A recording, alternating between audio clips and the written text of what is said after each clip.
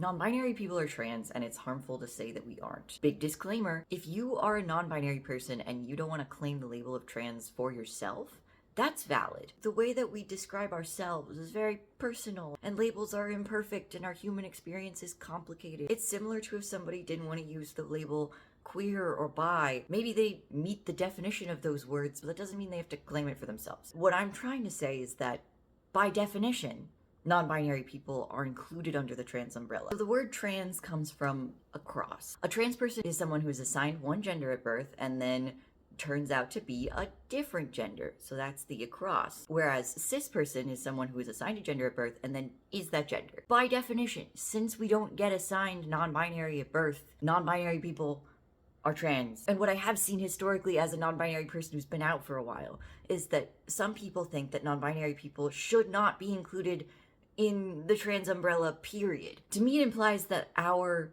genders are more optional. I worry that we're implying that non-binary people are cisgender people who want attention.